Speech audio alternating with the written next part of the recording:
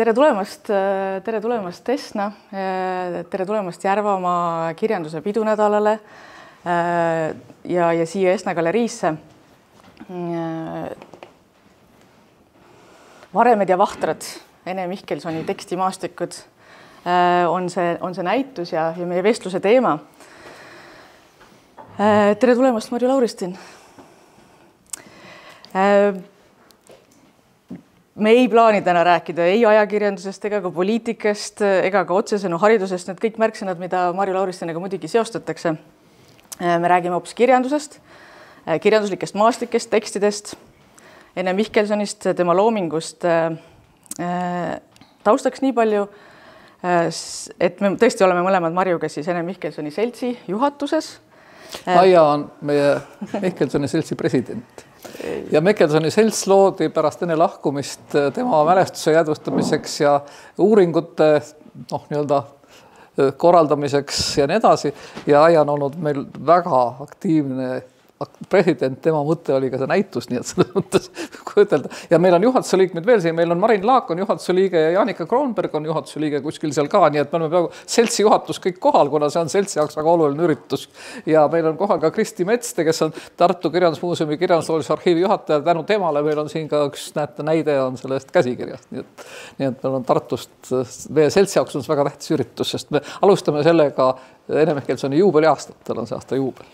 Just nii. Et andeks, ma olen siin, aga sa ise ennast ju ei kiida, ma pean sind kiitma. Ja, et te saite teada, et tõesti, et mina siis ka seltsi tegevusi niimoodi praktiliselt eest vean ja tõesti, et ma olen siis pool oma elu pühendanud Ene Mihkelsoni tekstide uurimisele, tõendus on siin. Palju on nende tekstidega aega veedetud. Aga Marju on siis pärandihoidja ja lähedane sõber ja teie sõprus, ma tean, on juba saanud alguse kaugel ülikooli ajal. Kuidas te üldse tutvusite? Kaugel, 68. aastal. Sellest on nüüd siis, palju siis, 65. Ja. Aga kuidas te tutvusite õigupoolest? Et ma tean seda lugu, et...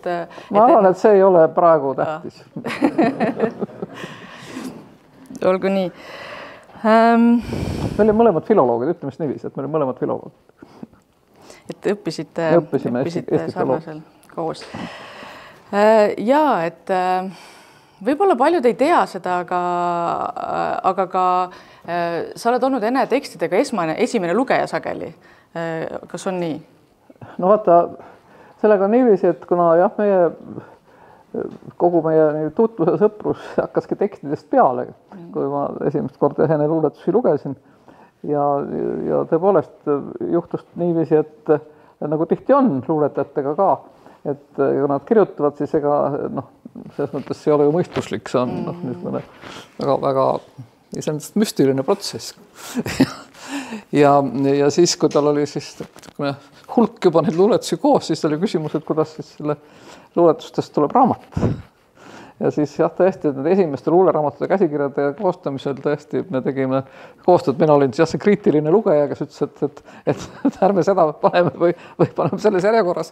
Aga tema muidugi ise oli ikkagi määrav, aga ja muidugi siis, kui ta kirjutas neid pikemaid romaane, siis samuti, kui on mingi niisugune protsess käimas, siis mingi tagasiside on ju oluline ja tõepoolest ma tihti siis olin see, kes esimese tagasiside on.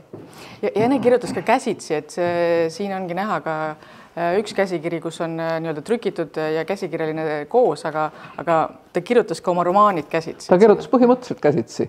Ja see on väga huvitav, kui nüüd siin hulgas on ka õpetajaid, kirjandusõpetajaid on mõni äkki, siis praegu on ju kõik läinud selle peale, et kõik tipivad masinal.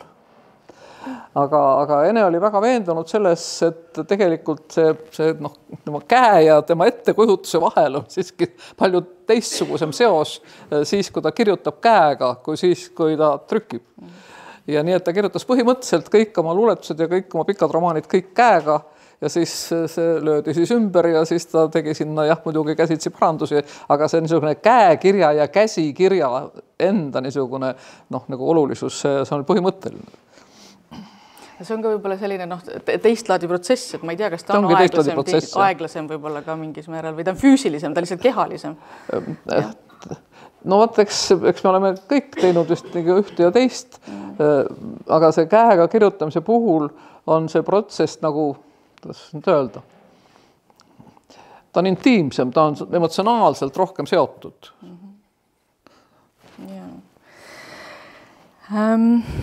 Ja see näitus sai tõuke, sa ütlesid küll, et mina selle näituse nii-öelda initseerisin või algatasin, aga see tegelikult tõukus ühest reisist möödunud suvel. Sina ja paar teist Mihkelsoni seltsi kolleegi käisite läbi. Ja no asi on selles, et me kavatseme anda Mihkelsoni 80. juubeliks, mis on sellel aastal. Ma ütlesin, et see on nüüd juubeli aasta esimene üritus ikkagi välja ühe suurema raamatu ja siis sinna me mõtlesime teha ühe sellise nagu osa. Mina lubasin seda kirjutada, mis siis nagu viib kokku selle, mis on siis tekstides ja siis mis on siis need tegelikult maastikud ja siis suvisel ajal tegime ringsõidu, meil oli siis kirjandusloolane Mart Velsker, oli see, kes roolis oli ja tema tegi ka fotod, aga siin praegu on nüüd tema fotodest ainult see kaevufoto, millel on, ma ütlen kohe, et see on tegelikult allkiri on natuke vale, see foto ei ole mitte Atsitalust, vaid see on Kullitalust, tema ene sünnitalust. Ja see sama, mis te näete, siin on see niisugune keskel on niisugune näha see saun, kus ta on sündinud, sünnikoht ja see kaev on tegelikult siin ees, siin nurgas, kui vaatame. Nii et see kaev on tegelikult sellest talust, mitte ei ole Atsitalust, sest ene oli pärit tegelikult siis jah, siit Järvamaalt ja see sünnitalu on siis Laimetsas Tammekülas Kullitalu, aga tema siis emapoolne suguvõsa on siis üle tee sealt Lõimetsas Atsitalus, selle kohta te võite lugeda need talukoha kirjeldusi näiteks romaanist Matsi põhi. Ja siis me leidsime siis need kohad ja tegime nendest pilti. Atsitalu on praegu niisugune uue omaniku poolt moderniseeritud, seal enam seda päris õhustikku ei ole, mis siis oli, aga see talukoht ja kõik on olemas. See on Lõimetsa külas ja siis mis puudutab seda talu, mis seal Kullitalu, sünnitalu, sealt on alles üks hoone, sest et kuna ene pere, nagu te romaanidest ka võite aimata, põgenes sealt enne küüditamist märtsis 49, kuna nad olid küüditatavate nimekirjas, nad said seda teada ja siis nad põgenesid sealt ja see talu jäi tühjaks. Seal üks inimene küll elas, aga elas ka selles saunamajas ja see taluhoone tegelikult nagu oli siis komas kööti kolhoosi poolt ära. Nii et seda taluhoonet enam ei ole, ega laudahoonet, aga see sama sünnikoht on alles tegelikult. Jaa, et me rääkisime, sa juba nimetasid seda kaevu ja see kaev võib-olla ongi üks ka selline keskne motiiv, et meil oli tegelikult otsitud välja üks tükikene Ahasveeruse unest, kus sellest kaevust on juttu.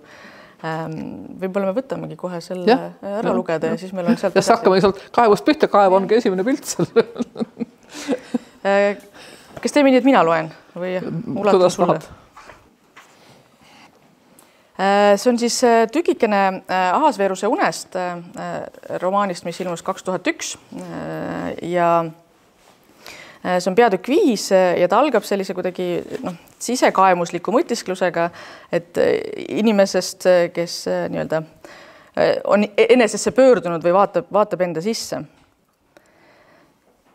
Ja siis ta vaatab ühtaegu ärganud ja hajevil pilguga ringi, lisab sammu, otse tormab edasi, lootuses maha raputada oletatavad tähelepanijad, et mõne aja pärast taas unustada, kust ta tuleb, kuhu läheb, sest pea on mingist mõttest või kujutlusest nii haaratud, et ongi vaid see mõeldav mõte, kujuteldav pilt ja tema ise lookas ümber tõesti enda sees avaneva kaevu põhja kukkunud. Ta rääkis, et kaevu kukkumise hämaral tundel on tõepõhi all. Mäletamatul ajul ja lapsepõlves olevat ta tõesti sügava raketeta ja maaga tasa kaevu põhja vaadanud.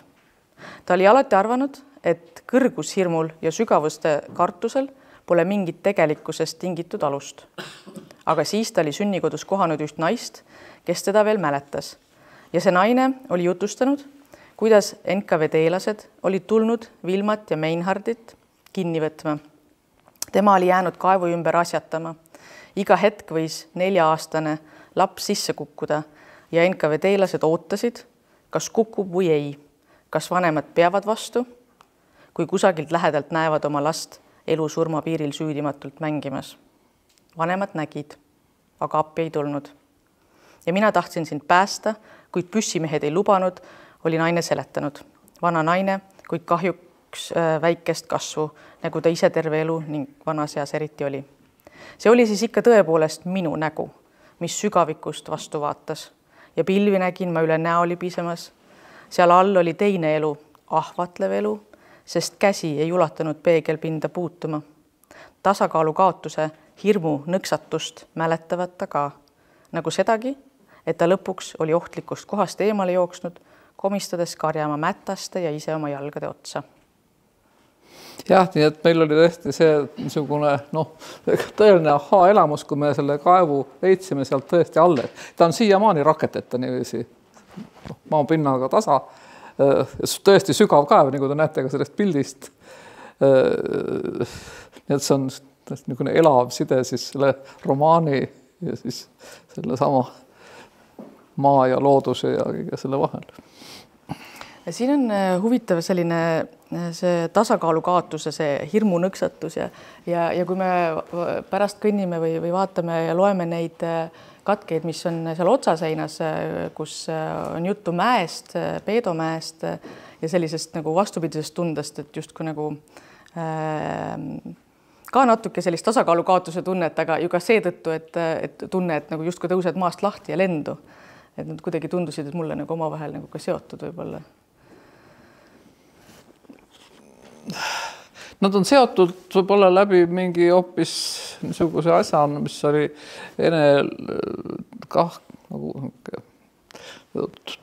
oluline taustav tunne, olemise tunne, niisugune igaviku tunne tegelikult. See taevas ja maa kokku, kaevus saavad ka tegelikult taevas ja maa ju kokku. Selle peegelduse kaudu, jah. Ja sa juba nimetasid tema vanemaid. Siin romaanis oli neil muidugi teised nimed, et päriselus Eevi ja Heinrich Mihkelson, kes siis 49. aastal pidid pagema metsa ja tegelikult nemad siis ka metsavendadena siin Järvamaal elasid ja tegutsesid. See piirkond oli siis öeldud Koeru, Koigi, Päinurme piirkond. No see, meil oli nüüd tähendab eelmise 23. aasta konverents, nagu meil on igal aastal konverents, Mikkelsoni konverents Tartus ja see oligi pühendatud tegelikult metsavendluse ajale ja selle kujutamisele kirjanduses.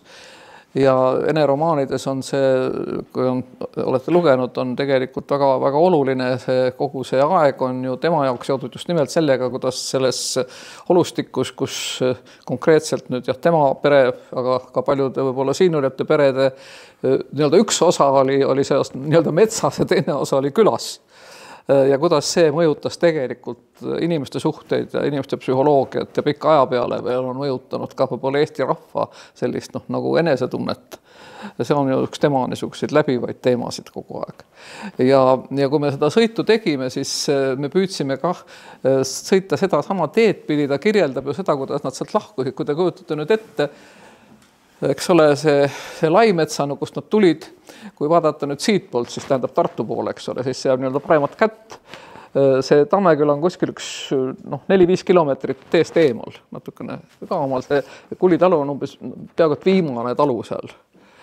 Ja siis nad tulid sealt mööda seda Laimetsa teed ja ilmselt läksid Koiki, sealt läks otse tee Koiki, eks Laimetsa mõisavad Koigi.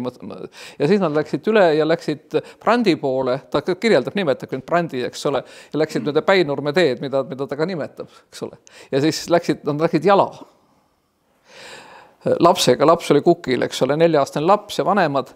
Ja siis nad kõndisid, terve öö nad kõndisid mööda seda Päinurme teed ja sealt edasi siis sinna Vinni poole. Ja see, kuhu nad lõpuks jõudsid peale seda rännakut, me jõudsime ka, me tegime selle sama raamatute järgi ühesõnaga taastasime. Jõudsime siis ka sinna, see oli siis üks kaugete sugulaste talu, mis on alles ka täiesti. Ja see on Rägavere mõisest 7 kilomeetrit siiapoole tähendab.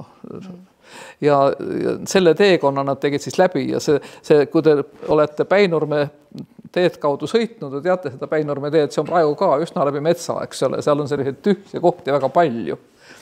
ja seal Päinurme ümbruses see metsavendade tegevus oli üsna aktiivne. Ka selle salga, kus siis ene isa oli, sellel meie konverentsil, mis nüüd oli, seal meil olid väga põhjalikud ettekanded ajaloolastelt, kes kõike seda olid uurinud ja neid kohti ja kõiki ja siis nad seda ka nagu näitasid kõike. Nii et see on selles mõttes jah, huvitav läbi teha, kui tahad teha sellist matka, eks ole, siis sealt jah, Laimetsalt läbi selle Brandi Päinurme ja siis kuni siis Rägavereni välja, see oli siis see 49. aasta rännak, mida siis see 4-aastane laps oma vanematega tegi ja see on jäänud ene loomingusse siis mitut pidi nagu kõlama. Ja siis see laps jääb sugulaste juurde esmalt ja tal on siis ta tegelikult ka kohtub ju mõned korrad oma vanematega, kes metsas tulevad teda vaatama. No vaata, siin on nüüd niiviisi, et siin sa räägid seda, jah, see on see laps, kes on tegelane. Yeah. Tähendab seda, kas ene tegelikult, kellega ta kohtus, tähendab see peab olema täpselt, ei pea olema nii, nagu seal romaanis on. Ene alati rõhutas seda, sest et teda tegelikult alati natukene pahandas, kui väga täpselt hakati otsima, et mis siis seal romaanika tegelik on ja kes need tegelikult siis on ja tema ütles ikka, et tema romaani tegelased ei ole konkreetsed prototüüp, tema romaani tegelased ongi Eesti rahvas, mitte ei ole need konkreetsed inimesed. Aga see jah, et sellel lapsel oli selline, et tal oli teadmine, et tal on seal kuskil metsas vanemad, et ta ootas nendega kokkusaamist, et ta ei tohtinud nendest rääkida, sellepärast, et see sugulased esitasid teda kui vaenelast, eks ole. Nii et see oli see kas ta tegelikult kohtus, ta tegelikult ei kohtunud, ütleme nii, et ta isegi, ta oli 4-aastane, eks ole, kes meist täpselt mäletab, eks ole, kui meil oli ettekujutus, siis meie ettekujutuslik, niisugune sündmus on veel, kuidagi võib-olla teravam sündmus kui see, mis võib-olla tegelikult toimus. Aga tema jah, selles ettekujutuses ja ka selles romaanis on see sama metsas olevate vanematega need kokkusaamised seal ja see, kuidas ta kirjeldab seda, kuidas see laps siis pärast seda kokkusaamist, kui äkki oli nagu mingisugune signaal, et on oht ja siis isa ütles, et nüüd sa pead ise koju minema ja mine mööda oma jälgi tagasi, seal on niisugune moment, et mine oma jälgi tagasi, et sa näed selle nagu rohu peal, kastas oma jälgi, mine oma jälgi tagasi ja vanemad kadusid metsa, seal romaanis on selline episood, eks. Nii et ja see on kõik saanud see ümbrus, mis on nüüd seal Rägavere ümber, seal siis hoopiski nüüd siit edasi siis Virumaa poole. Aga siin need esimesed tahvlid siin meie selja taga, need on nagu võib-olla siit sellised Kesk-Eesti põllud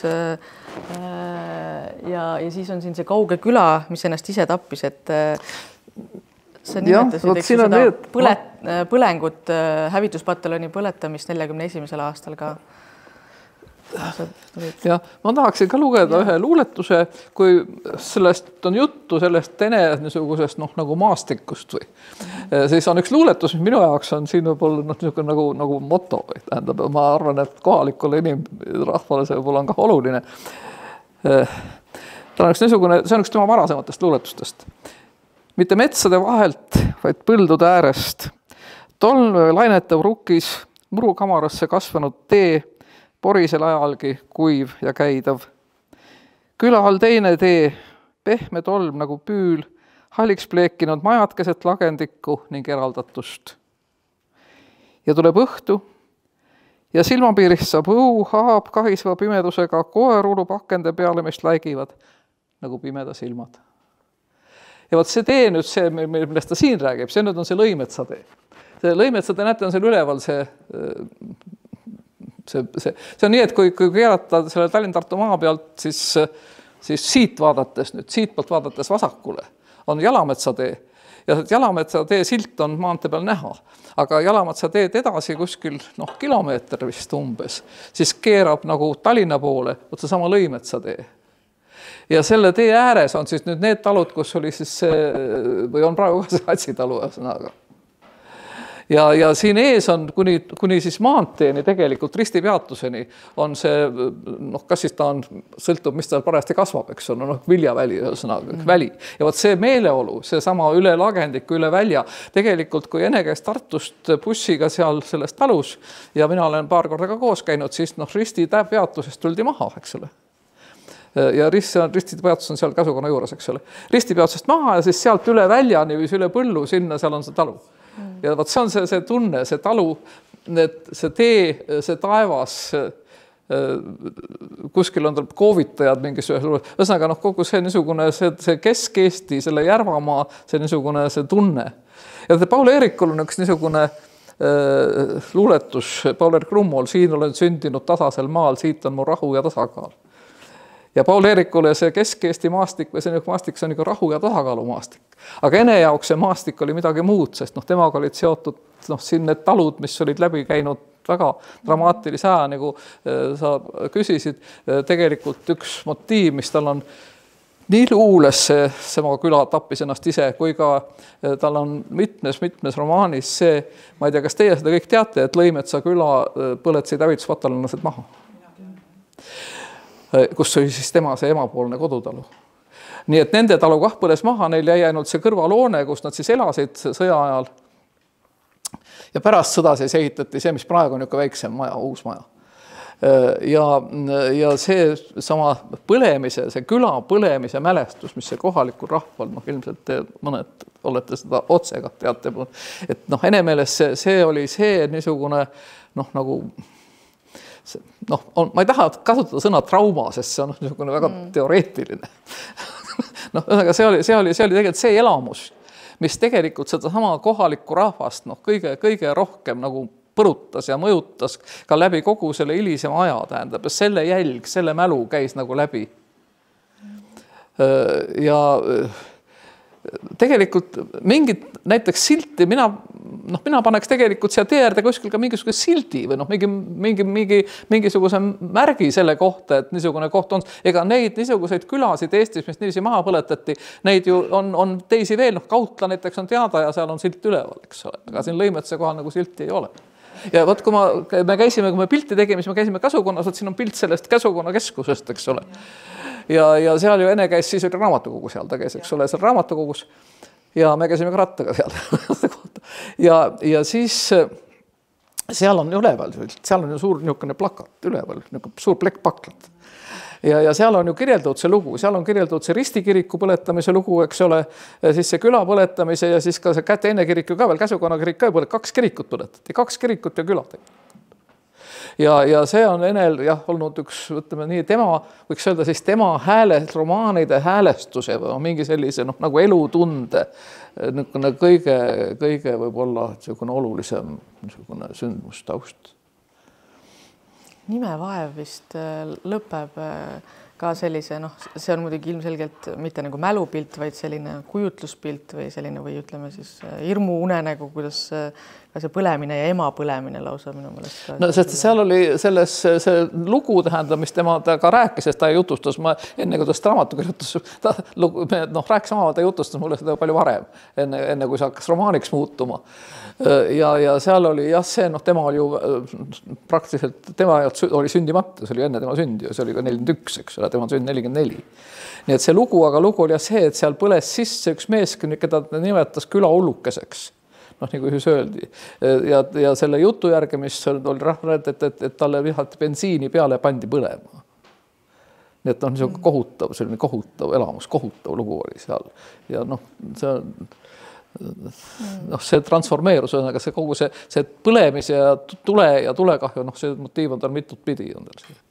Aga see lause ikkagi, et see üks kauge küla tappis ennast ise, et kui me pärast võime mõelda selle peale, et mis sellega ikkagi on, et mida see nagu tähendab? See tähendab seda, et nagu ta rääkis, et seal selles Lõimetsa küla, et seal olid mitmed enesetapud. Kuskil seal siis 50-ndatel ilmselt. Nii et sellega seoses.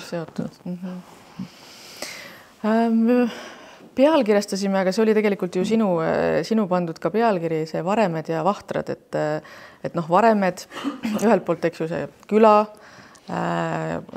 see põleng, need varemed nii-öelda ja need varemed, mis siis inimeste sisse jäävad sellest või nii-öelda see, aga varemed veel ka mõisate varemed. Et see teine maastik, mis küla kõrval nii-öelda ka siin näitusel on sümboolselt, on nagu tekstide kaudu, on see mõisamaastik. No võt selle mõisamaastikuga on Ene romaanid väga palju seotud. Ta kirjeldab seda ühes, ma ei tea, kas sul on see katke, mis puutub seda mõisatega seotust.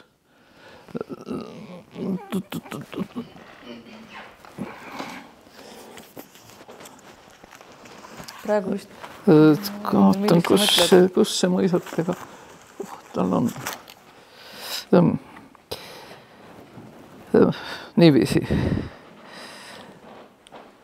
Siin on juttu sellest jah, et see, ta räägib sellest nagu romaani tekstina, romaani tegelastest räägib.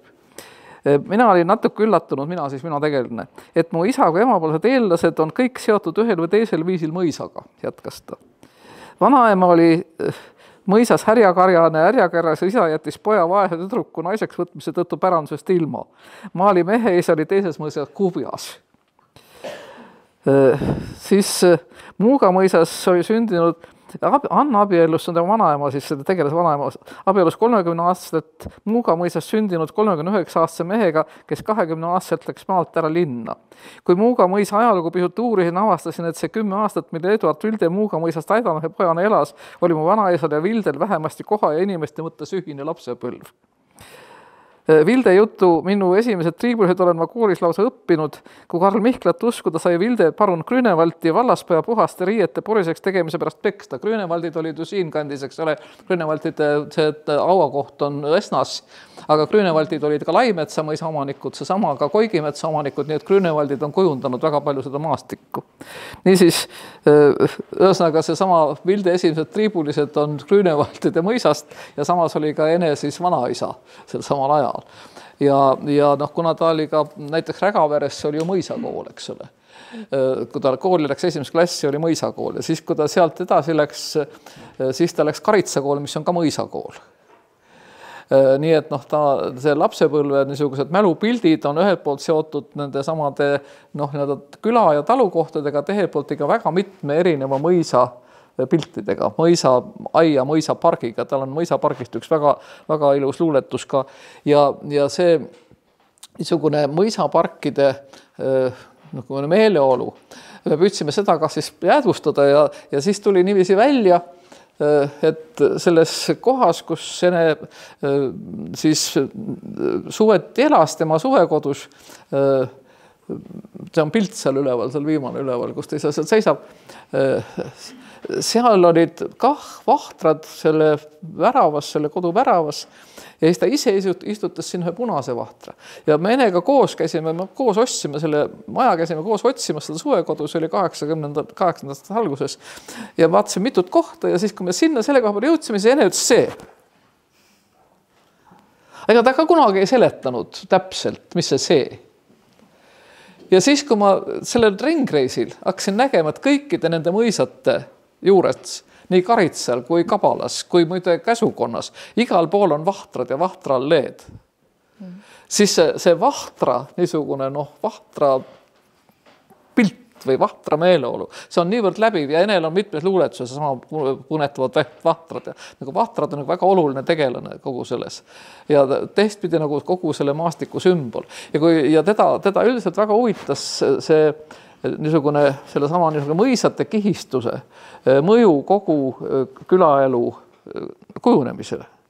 Kui me võtame näiteks need samad Grünevaldid ja kui me käisime selles Tammekülas, siis see meid lausa pani imestama, et see küla on rajatud keset lagedat.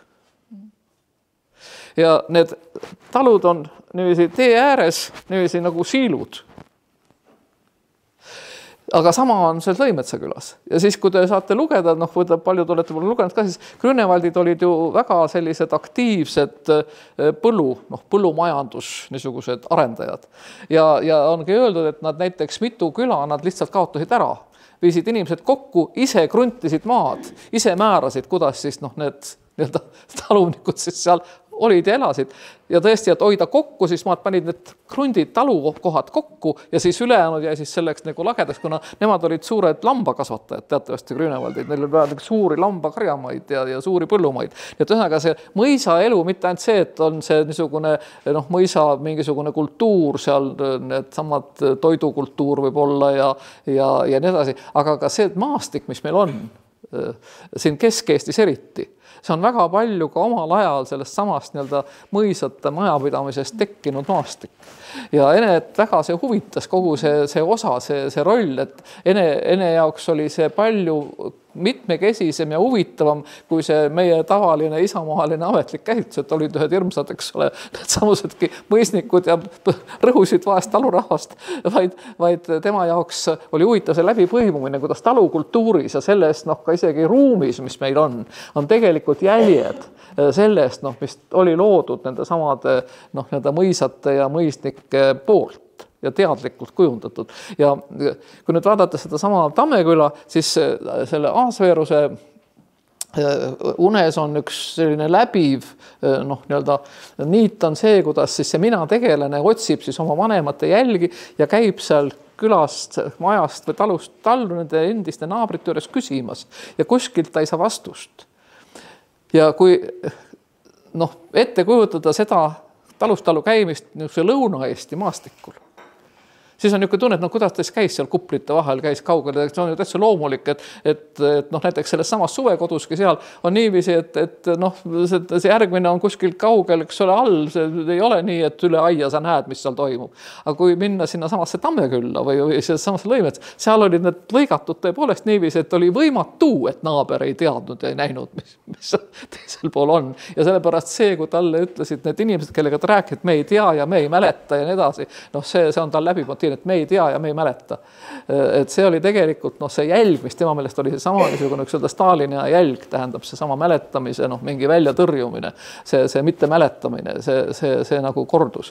Mis on kontrastis sellega, et inimesed tegelikult elasid nii, et nad pidid teadma ja pidid mäletama, mis ühe või teise või kolmandaga juhtus. Nii et see on nagu niisugune. Ja siin on üks tekst minu meelest ka, kus on just öeldud see, et kui kohtud inimesega või kellegiga, siis kohe vaatad selle järgi, et eks ju, et kus paigast ta pärit on ja kuhu see nagu mõisamaastikus, nagu millise mõisa alla nagu jääb ja näha nii-öelda Eestimaad nagu selle mõisate kaardina. Ja selle vahtrate osas võib-olla mul jäi ka silma, vist on ka meie tekstide peal siin, et see valgus, eks ju, et mis igal, ma ei tea, päeva ajal, igal aasta ajal ja kuidas need puud on, eks ju, osalised selle valguse langemises ja õhustiku kujundamises nii-öelda. Aga mis vanematesse puutub, siis kui te võtate selle Ene valikkogu, mille tegi Hasso Krull, redelid on tagurpidi, siis Hasso Krulli järelsõna, mis on väga niisugune väga huvitav, väga sügav. Seal ta räägib sellest varemete motiivist nagu põhjalikumalt, tal see pealkiri ongi redelid varemete kohal. Ja Enel see varemete motiiv, mis ilmselt on kuidagi visuaalselt või siis niisuguse tegeliku tunnetuse seisukohalt seotud nende mäletustega, nende samadest varemetest. Aga tegelikult sellel on palju sügavam tähendus. Sama, kuidas varemed ei kao, nad lähevad alla mulda tagasi ja siis tulevad jälle üles. Mingis mõttes see on nagu see sama, et maa mäletab või kogu ruum mäletab, et see ei ole mitte inimene, kes mäletab, et see on kogu maa, kogu ruum, eks ole, hooned, kõik mäletavad, eks ole. Miski ei kao, vaid need varemed vajuvad, krikivad uuesti, ehitatakse uuesti, siis jälle varemed, jälle kaovad see niisugune nagu ajakulg läbi selle on nagu tunnetud. Ühel nendest tahvlitest, ma võib-olla loen ka selle koha ette praegust, ongi ka see peal. Ahasveeruse unest on see, et kõik kunagi olnud, maha põletatud ja teisiti ehitatud hooned kasvavad virvendavast õhust ähvardavalt endistesse kohtadesse üles. Nii et mul pole hingamisruumigi. Vaatad ja midagi pole. Kisitad silmi, on hoonete ja sõdalaste mets. Nõiapuu juurtega, kaugele nähtavate ja väänlevate juurtega. Kui kõrgem pealiskiht maha lõigata, ajavad vanad juured uusi võrseid. Roomavad maadligi, sest pilvedesse pürgiv puu saetakse valguse kartlike pärast niikuinii maha. Ei saa olla nii, et ühe puu seeme lihtsalt eeldab teistest kõrgemat kasvu. Selles päeva südames pole mind isikuna olemas, on vaid enese alalhoiu eest võitlev saareke teiste maade ja võimude vahel. Kõike võõrast tõrjuv vaikelu on selle seisundi nimi. Et siin on nagu ühesõnaga see maastik, aga siis see maastik muutub, eks ju, selliseks sisemiseks tundeks, eks, et see ongi ju see. Ja see on sisemine maastik tegelikult. Ja. Et ja kuidagi minu jaoks ka see huvitav, ühelt poolt, eks ju, et see tekib see ohutunne, aga siis tekib see küsimus, et ei saa lasta ühel puul või kasvada kõrgemaks kui teisel ja kuidagi natuke selline, minule tundub, et see on niisugune inimeste kriitika või selline nagu väikluse või seal hirmu ei ole kriitika. Lasta, seal on, see ei olnud nii, et ei saa lasta. Ei saa olla nii. Ei saa olla nii. Et ühe puu seeme lihtsalt eeldab teistest kõrgemat kasvu. Ja enne seda on see, et puu saetakse et pilvedesse pürgi puu saetakse maha. No see on jah sellest, et see niisugune keskkonna ja inimeste. Aga puude mahasaagimisega on ka tegelik lugu, eks ju. Oi, puude mahasaagimisega on jah väga dramaatilised lood, aga need ei ole nüüd siin. Need puud ei ole siin näha.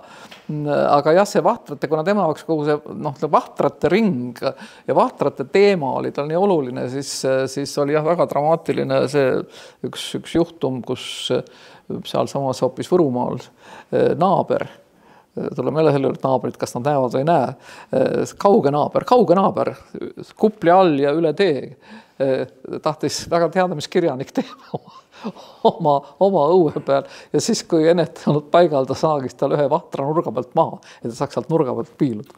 Ja see oli väga hirmus lugu, see oli tõesti tõsine draama ja tragöödia. See lõppes sellega, et enne andis selle vahtra maha saagi ja naabri kohtusse ja võitis, sest see oli ka looduskaitseala.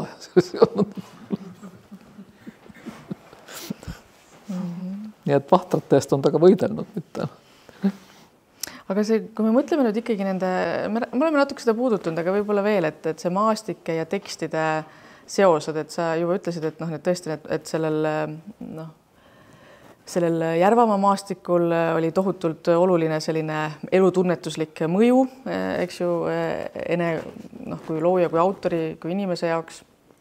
Ja hiljem oli sellel Peedomäel, mille me oleme ka puudutanud, selline nagu hästi oluline mõju, et ta kirjutas oma ju tekstid, oma romaanid suuresti seal ja see asub tõesti niisuguse nagu mäe või sellise ikkagi künka otsas, kus tõesti on see tunne ja see on seal nagu kirjeldatud ka selle tahvli peal, et selline, kuna sa oled ümbritsetud nendest tähtedest või oleneb, mis päevaaeg on või sellest taevalaotusest, siis selline nagu läheksid nagu lendu või kaotaksid tasakaalu või et see Peedomäe on ka hästi oluline nii-öelda paik Ene jaoks. Võt Enel oli üldse niisugune, kuidas öelda siis,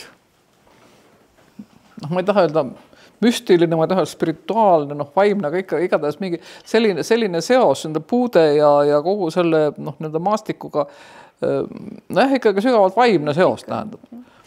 Räägitakse koha vaimust sagedasti väga kitsas mõttes, et see on mingi iseloomulik mingile kohale ja nii edasi. Aga pigem jah, Enet iseloomustab see, mis on seal tsitaadis see, et su pea on kohas kinni, su mäletamisel on kohalõht, su mõttel on kohalõht. Tähendab, see sama niisugune koht on kogu aeg olemas, tähendab, see ei ole mitte lihtsalt üks mingi pilt, vaid see koht ümbritseb sind ja sa oled ise selles kohas ja need maastikud, mis siin Järvamaal olid, tegelikult tulid temaga kaasa ju sinna sellesse samasse uude kohta nende samade vahtrate näol ja ka nende inimeste näol. Tal on üks episood on tal Ahasveeruses, kus ta kohtub ja ei saagi aru siis peategelane, kas siis unes või ilmsi või vaimus siis nende samade tegelastega siit Järvamaalt, siit nendest taludest, kes on äkki ümbritsevad teda seal ja omavahel räägivad, tähendab see, et inimeses elab tegelikult see mälestus ja see maastik ja need inimesed ka kaua aega pärast seda, kui need ei ole. Ja Hasso Krull, kui ta iseloomustab Ene loomingut ja tema suhet ajalooga, siis ta ütleb ka seda, just kirjutab, et Ene suhe ajalooga ei ole mitte selline, et ajalugu on üks lugu, kus sündmused järgnevad üksteisele.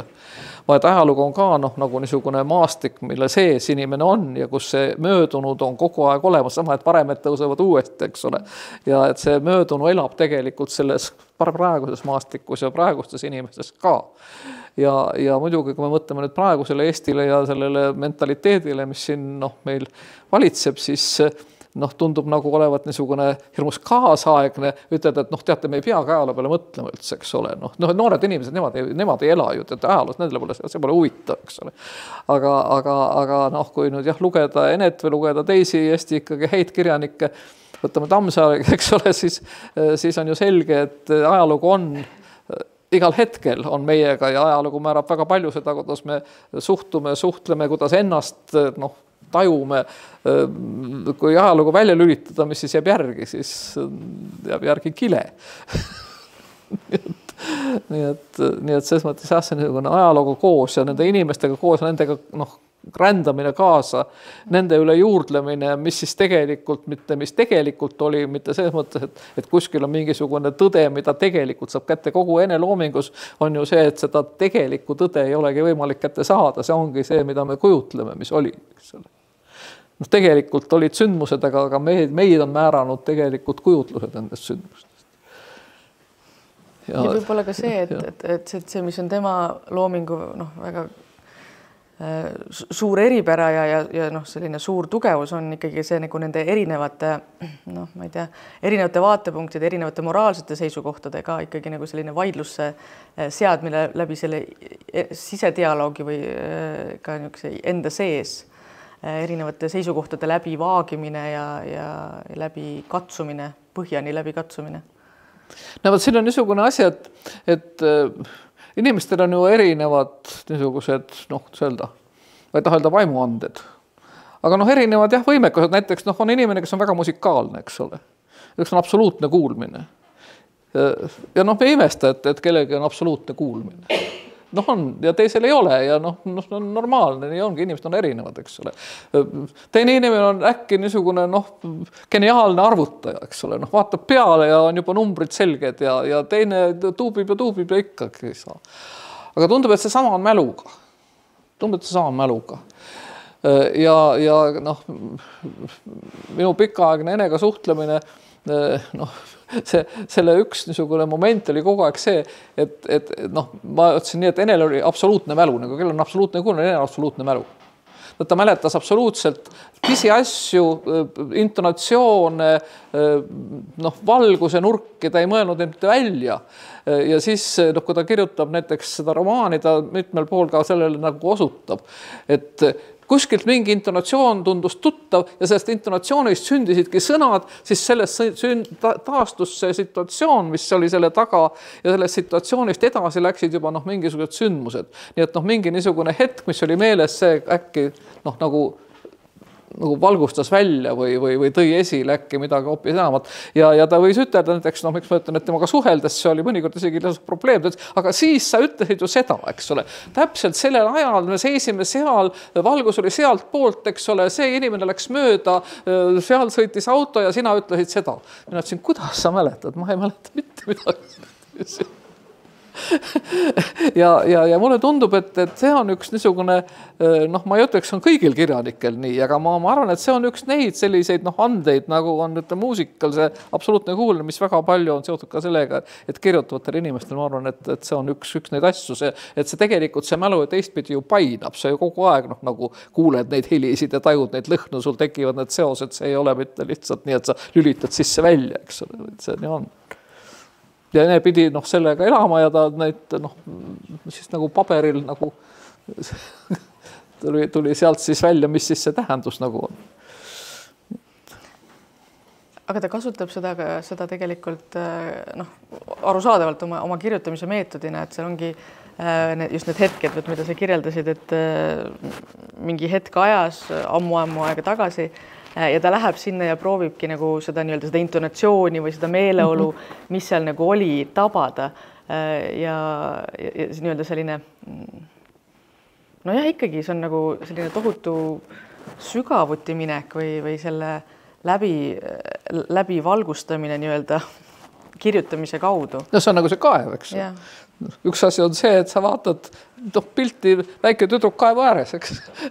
Aga sellest kaevust tekib tegelikult hoopis mingeid teisi assotsiatsioone või teise tasandi mõtteid. Ja muidugi selles suhestumises nende mälutükkidega, mis nagu midagi nagu kajastasid või meenutasid ja tehe poolt selle nagu tõlgendamiseks, mis see siis tegelikult oli. On ka üks ene kirjutusviisi selliseid iserasusi, mille pärast sagedasti öeldakse, et see on keeruline see tema tekst. Aga tegelikult see ei ole väga keeruline, kui seda niiviisi natukene nagu lahti arutada ja mõtelda, mis see on. Et kui sa igas selles nagu momendis sa tajud üht poolt seda võiks öelda siis seda teatud mõttes nagu seda tegelikku mälestust või mingit tegelikku ja tegelikult sa näed ise ennast, kes seda mäletab. Ja sul oli kahtlus, kas ma ikka õieti mäletan. No see on meile kõikidele omane, eks ole. Nagu oli nii, aga kas ikka on nii, eks ole. Aga vaat tema läbib see väga palju seda, kuidas ta kujutab elu, eks ole. Et üks liin on see, mis nagu on ridamisi, eks ole, mis nagu areneb või toimub ja teine seal kõrval on kogu aeg see, kas see ikka oli nii. Võib-olla see oli teistmoodi, võib-olla siin on veel midagi. Näed, mismoodi sina nüüd seda näed, eks ole. Pane tähele, mida sa siin märkasid. Pane tähele, mida märkamata jätsid. See on kogu aeg nagu niisugune kahel keelel mängimine niisugune.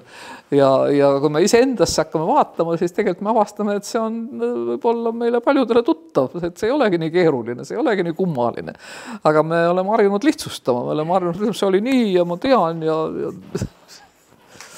Jah, ma olen ka väga seda meelt, et see on ikka tegelikult väga omane paljudele, et selline iseendas ka ju kahtlemine või kriitilised hääled iseendas ja aga enne tegi sellest selle kirjutamise meetodi tegelikult mingis mõttes nagu mis väljendas palju laiemalt filosoofilisemalt üldse seda kas või näiteks sama küsimus, et mis siis see ajalugu üldse on. Jah, et tegelikult tema tekstides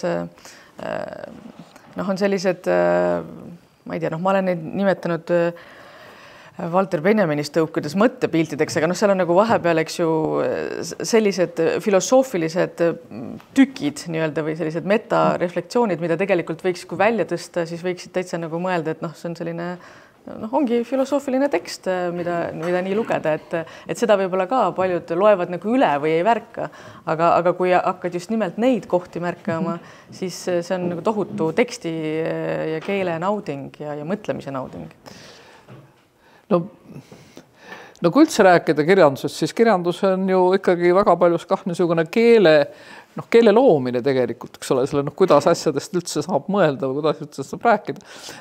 Ma olen niisuguses olukorras, et eile olin ma hoopis teises kohas, teise kirjanikuga seoses, mis on Tallinnas Mati Undi muuseumis ja seal oli seos sellega, et tuli uuesti välja Mati Undi kunagine loomekraagus ilmunud Via Regia ja siis elu võimalikkusest kosmoses oli seal siis ka umbes niisugune nagu olemine ja seal arutati Mati Undi üle, selle, kuidas Mati Unt, eks ole, kirjutas. Ja seal oli ka jutuks selles, et tegelikult Mati Undil on väga tohutult palju detaile, igast meenutusi ja niisugused vihjeid ja nii edasi. Ja kuidas ta siis tekstiga tegelikult loob nendest teatud siis niisugust pilti või mustrit.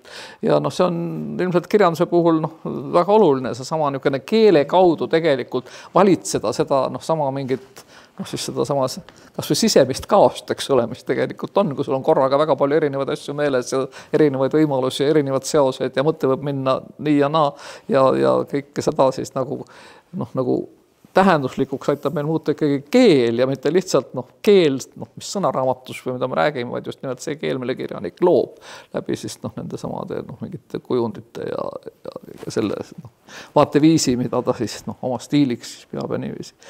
Ja kui Undi, siis mingis mõttes on isegi siin mingisugune sarnasus Undi ja Mikkelsoni kirjutamisviisiva. Tegelikult Venele Unt oli ka üks väga lähemaid kirjanikke, talle väga meeldis ka see, kui Unt kirjutab.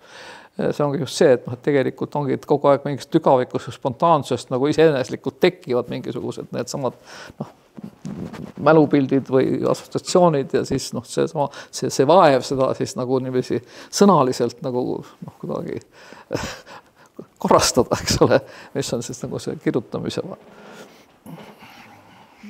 võib-olla üks selline motiiv või see ei olegi motiiv, see on ka kirjutamise meetod on, et nii-öelda mitte ainult need mälupildid, vaid ka unenäod olid nagu hästi oluline selline kirjutamise meetod Ene Mikkelsoni jaoks. Ja nende unenägude sisse toomine tekstidesse ja unenägu võib-olla ka kui selline mingisugune no ma tahtsin ta ikkagi selle lühisega nagu kokku viia praegust, et Ene Michelson on kirjeldanud ka lühist kui sellist nagu mälu metafoori või kuidas mälu töötab, et vahel ei olegi nii-öelda juurdlemise kaudu ei jõua ikkagi sellise teadmiseni, vaid äkki midagi läheb nagu nii-öelda Ene tegeles ka teadlik unenägemisega.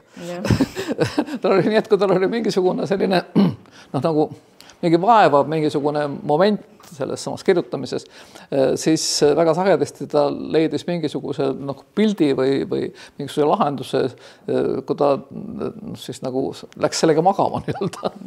Ja neid unenägusid on palju ja siin ma tahaks pöörata tähelepanu, seal on pilt, foto on, see näete, Kabalamõis on seal üleval, eks ole, näete, Kabalamõisa pilt ja Enel on suurepärane episood.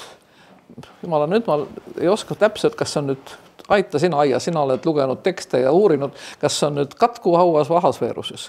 On Kabalamõisast, kuidas ta näeb unes, ta peategelane näeb unes Kabalamõisa, ta kirjeldab, kuidas ta astub sinna Kabalamõisa sisse, ta astub sinna suurde saali, seal on mingi suur saal, eks ole, siis seal on voodis üks vana naine.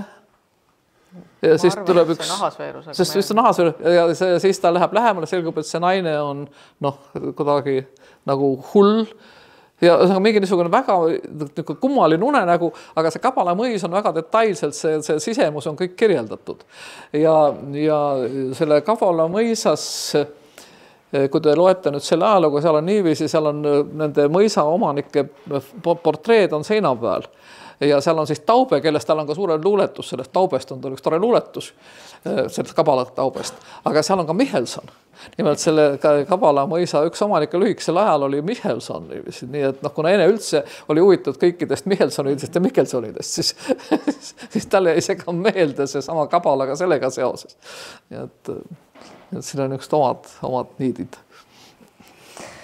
Sa ütlesid teadlik unenägemine, aga võib-olla ma tahtsin korra võib-olla puudutada seda, et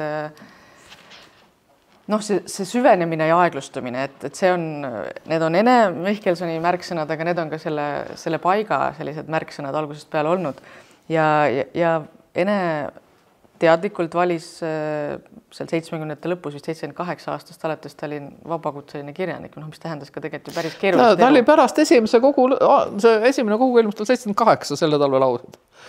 Ja siis, kui ta nägi seda honorari ja võrdles seda oma kirjandusmuuseumi palgaga, siis ta leidis, et võiks riskida olla vabakutseline, sest nõukogude ajal teatavasti luuletajatele maksti ikkagi kes teab kirjandusmuuseum, te teate, mis oli ühe rea hind, kas see oli peaaegu et rubla?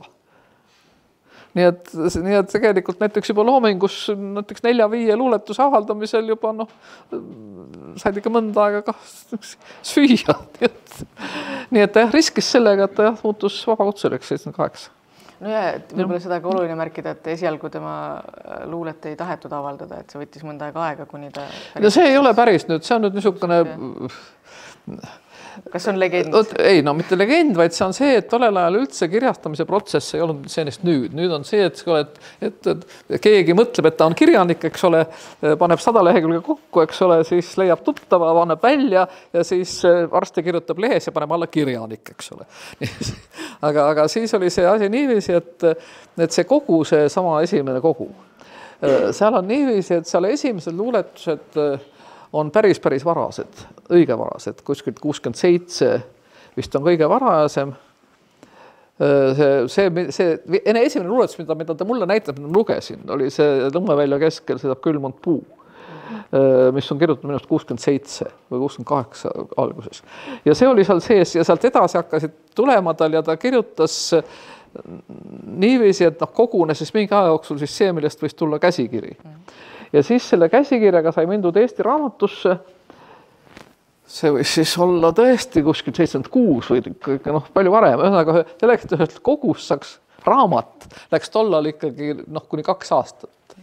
Ja muidugi tema puhul eriti, seepärast, et siin on muidu tõsi see, et tema puhul, kuna tema esiteks oli see esimene kogu, aga teheks oli tal siis ikkagi seesama päritolu teema oli tal selles mõttes aktuaalne, et ta tahtis minna aspirantuuri, kui ta oli kirjandusmuuseumis tööl, ta ju lõpetas filoloogia, tal oli huvi, ta tahtis teha oma siis kandidaadi väitekirja, minna aspirantuuri, ta tegeles väga palju Douglasega. Noh, jälle üks Mihkelson, eks ole, kui nad Mihkelsonist teda huvitasid, siis ta tegeles ja vaatas, et teda huvitas väga see, ta luges seda Mihkelsoni Juhan Liivi monograafiat ja teda hakkas väga huvitama nüüd see teema, mismoodi kriitika tegelikult loob kirjanikku, tähendab.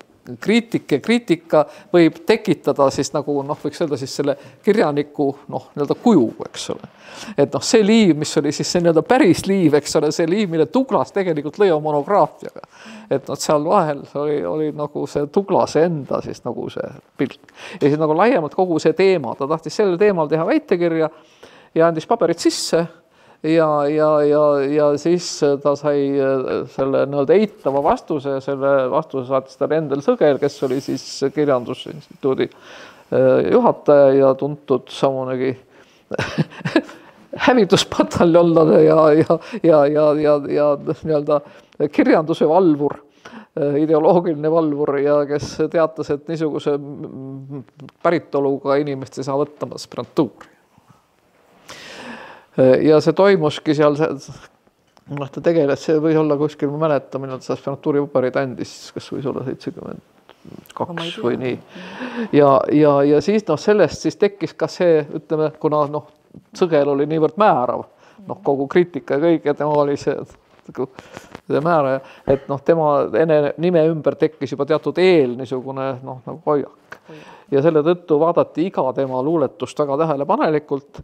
Linda Ruud oli selle esimese kogu toimetaja, mina ka pidin seletama, Linda Ruudiga vestlesime, miks vahtrad on punased. Mida sellega ikka öelda tahetakse, et need vahtrad on punased. Seda laadi paranoiat oli siis ikkagi palju. Nii et ja siis aga siiski sinna läksid mõned luuletused, mille tegelik alltekst oli täiesti hoomatav, aga mida millegi pärast ei märgatud. Nii et need läksid sisse, aga punased vahtrad jäid kuidagi silma. Aga ühesõnaga see pikaldane toimetamine ja lugemine ja kooskõlastamine ütles nii palju aega, et see ilmus alles siis 78. Selle talve laused, jah. Edasi tuli juba praktiliselt igal aastal. Tegelikult ta kirjutas palju, praktiliselt igal aastal tuli kogu. Aga tal oli ka selline teadlik otsus, et ta seal 90-ndatel nagu, ühesõnaga ta nagu ei võta ka ühiskondlikus sellises debatis väga aktiivselt sõna või mõnel võttis ja siis teadlikult ütleb, et minu töö on kirjanik ja Enel oligi, temal oli põhimõtteline seisukoht. Ehiteks ta ei tahtnud seda, et tema loomingut seotaks tema elulooga, nagu praegu on, nagu meiegi teeme. Tegelikult tema jaoks oli tekst see, mis me räägib ja mitte siis, mis seal taga on. Ja ta ei võtnud meelsasti sõna mingitel nendel ajakajalistel debattidel. Aga need on tema romaanides olemas. Ja see ongi ta ütles, et kõik, mis mul on öelda, ma ütlen oma loominguga. Et mul ei ole vaja sinna juurde veel mingeid niisugused ajakirjanduslikke tekste. Nii et ta on mõned intervjuud teinud ja siin see, mis on ta Ellermaaga, mis on siin näha, see on nüüd tõesti see, mis ta tegi meelsasti, sest et Ellermaa see Plekktrumm oli tema jaoks niisugune saade, mida ta ka ise vaatas ja hindas kõrgelt ja mõne intervjuud andis ka, aga ta oma intervjuusid alati valmistas väga täpselt ette. Tähendab, ta ei olnud mitte see inimene, kes ütleb intervjuus, mis sülg suhu toob ja improviseerib, vaid tal oli ette kokku lepitud, siis ta mõtles väga täpselt läbi, mida ta öelda tahab. Nii et kõik tema intervjuud on ka selliste peaaegu kirjutatud lausetega, öeldud, lõpetatud lausetega. Nii et ta muidugi ta hindas seda keele ja sõna niisugust väärtus oli tema jaoks selles mõttes väga oluline, et ta ei puistanud niisama. Võib-olla küsin ka selle käsikirja kohta, et see nimevaeva käsikiri, millel on peale kirjutatud 100-aastane sõda, et on sulle selle pealkirja taust ka teada? Ei vaata, see oli tolleaegne, minu meelest ütles Runnel seda, siis kui kõik hakkas peale kogu see liikumine, et meil on nüüd uus vabadussõda. Ja see, et seda tolleaegset niisugust seda nagu ärkamise, uut ärkamist, see seotud ka vabadussõjaga, et see on nagu sõda. ja noh, siit siis see 100-aastane sõda, eks ole, noh, iseseivussõda vist. Jah, see on siis nagu see Eesti rahva 100-aastane nagu see pidev siis nagu see sõda oma olemasolu eest ja aga siis noh, see nimevaev tuli jah, nagu selle noh, nagu järel see põhiteema, seesama selle murranguliste sündmustega see identiteetide niisugune noh, teate, nagu on maalihe, eks ole, et siis tulevad nagu välja, eks ole, need kihid, mis on kuskil seal sügavad, et selle sama 8. aasta lõppu, 9. aasta alguse just 8. aasta lõppu, sest see on 8. aasta lõpp, millest ta siin räägib. See oli nagu selline maalihe, kus mälulihe, kus tulid äkki välja need mälukihid ja tuli välja see inimeste see võiks öelda ka enda eest peidetud identiteet, see, kes me siis tegelikult oleme, see nimevaev. Ja muidugi temal see nimevaev, see seostub ka otseselt nüüd nime endaga, inimese nimega, sest tema näiteks läks ju kooli niiviisi, et tal isa ei olnud teada, eks ole. Aga paljud läksid ju ka võõra nime all ja tema on neid juhtumeid, kus inimesed elasid võõra nime all, ta seal on korjanud mõnda ka näidanud, eks ole, või kus ta nimi on kadunud, eks ole. Ja kui me näiteks praegu vaatame sama Ukraina lastega, eks ole, kuidas moodi võetakse ära ja palju uued nimed. Tähendab, et see sama niisugune oma nime, oma päritolu, oma mälu, selle niisugune kadumine, äravõtmine, unustamine ja kuidas see siis uuesti välja tuleb, et kes me siis tegelikult oleme. See oli nagu see. Aga võib-olla selle nimeta olemisega ja hauata olemisega, et me teame, et näiteks ene isal ei ole hauapaika ja seetõttu oli meile ka oluline panna siin välja, kas see on vist siinpool, jah? On see Pilistvere on siin ja Pilistvere koht on tal ju kirjeldus Aasveeruses. On tal seal, kus see surnuaia koht on. Sul ei ole seda kohta? Ei ole kohta. Ma otsin selle kohe üles, seda surnuaia koha.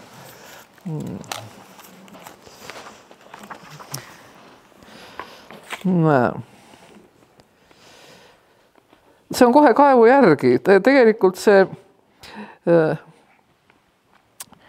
pool hämaruses olevate hulkunud kivikangru ja suure risti lähedal. See on see Pilistvere. Märganud täiesti ümmargusi munakive, värviprintsliga joonistatud nimed külgedel ja sünni- ja surmaaastad või lihtsalt teade, kus keegi hinge heitnud. Kas inimesest jääb alles vaid kivi, küsis ta. Kivikangru pealmistest kihtidest ei olevat avastanud ühtegi tuttavat nime, ju need olid siis kuskil sügavamal. Teist all, nii et kes ees, see mees, hierarhia valitsevad siingi. Viimses puhkepaigas, viimases mäletamises ja nendest, kes päris põhjas, ei saavad teada mitte midagi. Nii et see on see Pilistvere koht. Ja siis on see Pilistvere surnuaed. Pilistvere surnuaia pilti me siia ei pannud, aga me tegime seal ka pilti tegelikult, sest siit jätkub see Pilistvere surnuaia kirjeldus on iseendast, kes Pilistvere surnuaeda mäletab, seda vana surnuaia osa, kus just ene sugulased on selles Pilistvere surnuaia vanas osas. Surnuaed oli suurtest puudest piiratud. Need olid lehtedete ja mustad, juuri pidi taevas. Niisugune mulje jäi, surnuaia sees oli tehtud lageraiet. Pikad juba laasitud puud rõhusid haudadele, mõnes kohas kõrgusid juba parajas pikkuses küttepuude riidad. Seal keset surnuaeda just enne lahkumist olevat talle vastu tulnud surm. Surmal oli seljas pikk maani mantel, hästi määritud ja läikema löödud linnamehe kingad ja tal oli täiesti paljas valge ovaalse munaga sarnane hiiglapea. Silmi munal ei olnud, nägu näha ei olnud. Surm astus otse tema poole, nii et ta oli peale samuma kogu eest kõrvale põiganud. Pärast seda oli ta komistanud üle ühe haua otsa ja ristilt nime veeridest taibanud, et see on ta onu haud. Me otsisime need kohad üles, see on tõesti väga müstiline koht, see üks koht on, kus on need vanad ristid ja siis need kõrged puud. Seda fotot me ei olnud siia sisse. Nii et kui sinna lähete, siis tuleb teil kah ene meelde. Ja temal on seal maetud tema siis emapoolne vanaisa, tema need suguvad, kui need ongi nii, mõisate poolt ju A ette pandud, eks ole. Mihkelsonid, Petersonid ja Johanssonid. Mihkelsonid, Petersonid ja Johanssonid, seda on... Aga nüüd on nii, et me tõmbame praegu selle vestluse kokku. Me saame pärast veel siin tahvlite juures kõnnida. Väga sobivalt surnuaega lõpetas. Just. mul on hästi suur rõõm, Marju, et sa tõid nii-öelda Ene Mihkelsoni Järvamaale ka tagasi või uuesti või edasi, aga nüüd me teame, et Ene on ka Järvamaa kirjanik, mitte ainult Võrumaa ja Tartu ja... Ei, no ta on ikka jah, ta ei ole Võru, Tartust on ka väga palju, kui võtan nüüd Ene Tartu, sellest on teinud Tartu raamatukogu, on teinud sellest ka niisuguse kogumik ja tal on Tartust jah palju. Võrumaast on ka, aga Järvamaast on kindlasti rohkem, sest et kogu see maastik siin, see käib tal kaasas tõesti teoses. Aitäh teile!